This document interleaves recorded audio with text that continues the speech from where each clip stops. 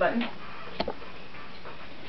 We hold these truths to be self-evident, that all men are created equal, that they are endowed by their Creator with certain unalienable rights, that among these are life, liberty, and the pursuit of happiness, that to secure these rights, governments are instituted among men, deriving their just powers from the consent of the governed.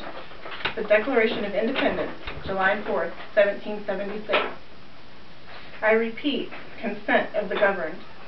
The earliest beginnings of the United States of America lay in the foundation that citizens play an active role in their government.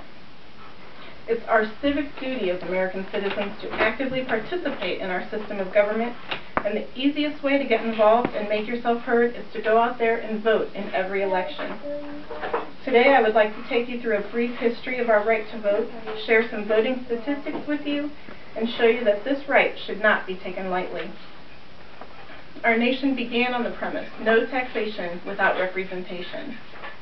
Our forefathers set forth in the Constitution a democratic government, with the power of the government limited by the power of the people. At the time the Constitution was formed, the people were the white male property owners. It would be some time before race and sex were removed as a barrier to voting.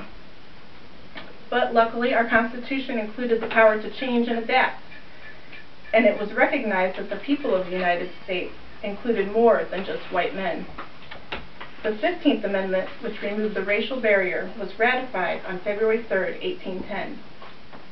At that time, the right to vote only applied to U.S. citizens, so the 15th Amendment did not apply to Asians, Native Americans, and Mexicans, and other nationalities, as they could not become citizens.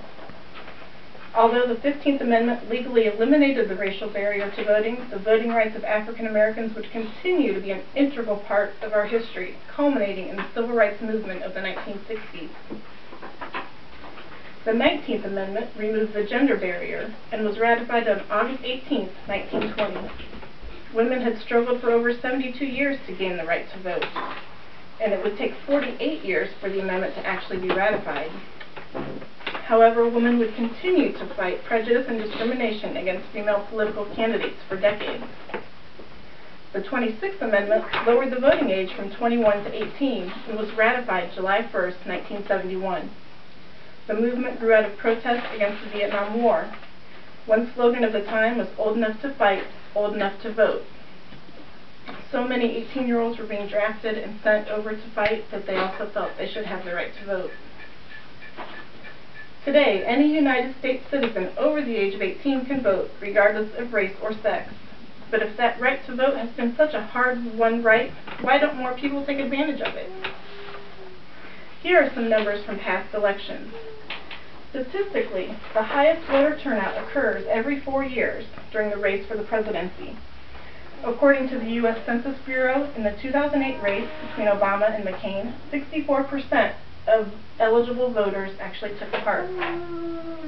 The same percentage voted in the 2004 race. In the election of 2000, 60% of voting age citizens voted. In 1996, 58% actually took part in the election. In the years of congressional elections only, voter turnout is even less. In 2006, 48% of voting age citizens voted. In 2002, voter turnout was 46%. And in 1998, only 45% of those eligible to vote actually took part. In 1994, 48% voted. In local elections, the turnout can be even more dismal. In the recent May primary in Summit County, only 21% of registered voters actually participated. In the general election of 2009, with no presidential or congressional races, total voter turnout was 39% in Summit County. And that's of registered voters. That doesn't even include people who didn't bother to register to vote. Yet, how do these numbers compare to the rest of the world?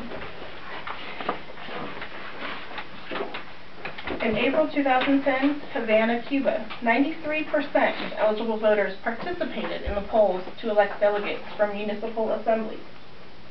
March 2010, Baghdad, Iraq. In a war-torn country, more than 60% of eligible Iraqi voters turned out for parliamentary elections. February 2010, In Tajik, a former Soviet republic, voter turnout reached 85%. December 2009, Bangalore, India. 96% of those eligible to vote in their biennial municipal elections came out to vote. Are these other nations so new to democracy that they're all eager to participate? Are Americans just too jaded by our political process? So why should you vote? Participating in our system of government is one way to show pride in your country. It shows that you care enough about our country to participate. Voting gives everyone a chance to make their opinions known. What issues are you for or against? Which candidates are you for? Voting upholds our democratic process. It ensures that it will continue to work. If no one participates, we will no longer have a democracy. You should vote because you can. There are so many people out there in the world who have no say in their government, who have to follow what their leaders say with no way to speak out or show their dissatisfaction. We have that chance. We have the ability to make our opinions known and to let our leaders know what we want, so we should take advantage of that. People in this country have fought for decades, even centuries, in order to have the right to vote. Don't let their struggles be in vain. Our entire democratic system hinges on the participation of its citizens. Voting is a civic duty, a matter of pride, a way to make your opinions known. Do you like the way things are being run? Do you complain about your local, state, or the federal government? Then let me ask you this. Do you vote? If you did not have anything to do with putting those people in position of leadership, then what right do you have to complain about it? You should be complaining about the people who did vote. They're the ones that put the people in power. Or, instead of complaining, be an active participant. Research the candidates and the issues, and the next time there's an election, go out and vote.